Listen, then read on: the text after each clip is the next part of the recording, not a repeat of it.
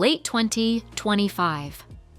Inside a flagship luxury store that once required appointments just to enter, the lights are still on, but the energy is gone. Sales associates stand idle. Inventory sits untouched.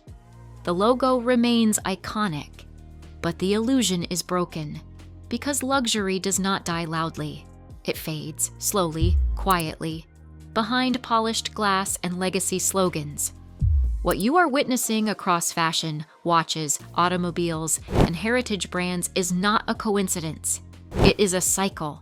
The rise and fall of iconic luxury brands. And the most dangerous part? Most buyers don't realize the fall is happening until long after it's over. The luxury cycle no one talks about. Every iconic luxury brand follows the same arc. First, it solves a real problem with excellence. Then, it earns elite adoption. Then, it becomes a symbol of status. Then, it chases growth. That final step is where everything breaks. Luxury is built on scarcity, restraint, and cultural distance. Growth destroys all. 3. The rise. When luxury meant necessity. True luxury brands are not born glamorous. They are born useful. Louis Vuitton made trunks that survived travel. Rolex made watches that worked reliably. Hermès made saddles that outperformed competitors. They earned trust before they earned prestige. The elite adopted them not to signal wealth, but because they were better. Status came later. Quietly. The Golden Era.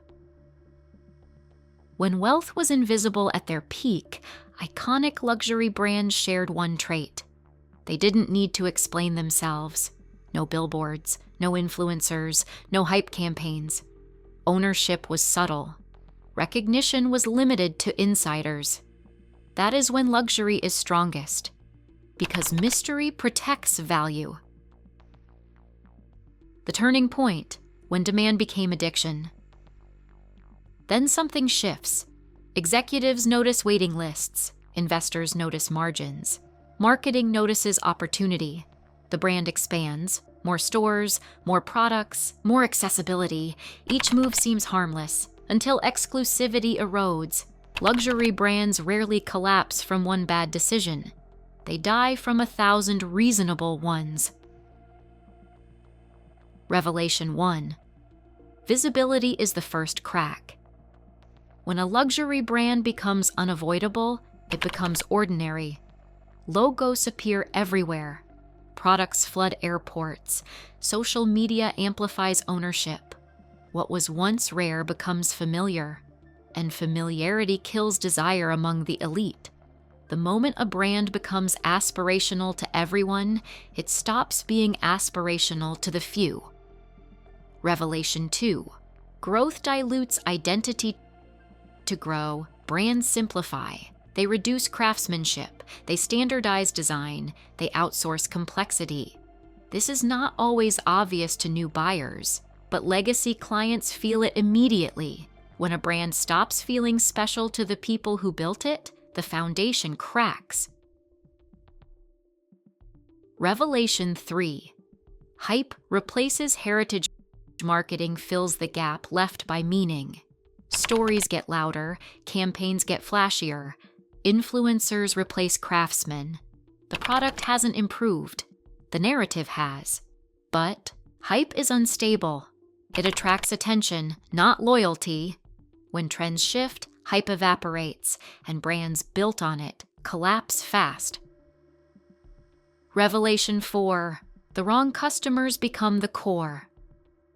This is the most dangerous phase. The brand begins designing for aspiration, not excellence. Products are made to be noticed, not respected.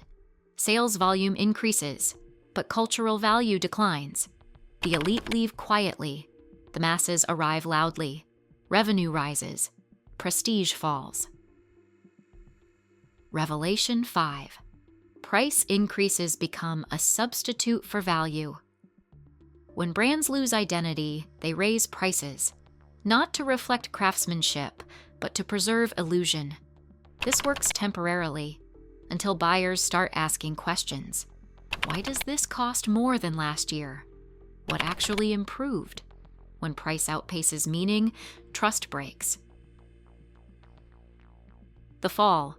When legacy can't save you, luxury brands rarely disappear. They linger. Stores remain open. Products keep selling. Logos stay recognizable. But the brand is hollow. Collectors move on. Influencers rotate out. Discounting appears quietly. This is the fall. Not bankruptcy, irrelevance. Modern examples you can feel. You've seen it. Brands once respected, now pushed aggressively online. Products once scarce, now constantly available. Heritage names behaving like fast fashion. They didn't fail suddenly. They drifted. Why this keeps happening? Because luxury brands are run by humans, and humans chase growth. Quarterly targets, shareholder pressure, market expansion.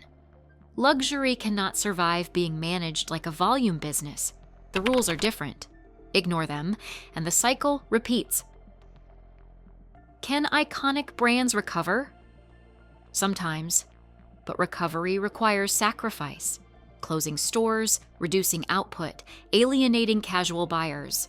Few executives are willing to endure short-term pain for long-term prestige, so most brands choose comfort, and comfort is the enemy of luxury.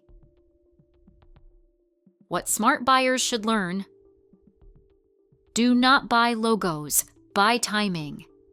The best moment to buy into a luxury brand is before hype, before mass expansion, before everyone understands it. Once a brand is universally recognized, its cultural peak has already passed. The psychology shift happening now. Buyers are becoming more educated. They see through marketing. They question price increases. They seek discretion. This is dangerous for bloated luxury brands and powerful for smaller, quieter ones. The next generation of luxury. The future does not belong to the loudest brands. It belongs to the most disciplined. Brands willing to say no, to limit production, to protect mystery. History proves this again and again. Iconic luxury brands do not fall because they forget how to make products. They fall because they forget who they are for. The rise is built on excellence. The peak is built on restraint. The fall begins with growth. If you understand that cycle, you'll never look at luxury the same way again. If you made it this far, subscribe for more deep dives into luxury, power, and the psychology behind status. And drop a comment below. Which luxury brand do you think is past its peak? And which one is quietly rising? Because in the world of luxury, survival isn't about being famous. It's about knowing when to stop.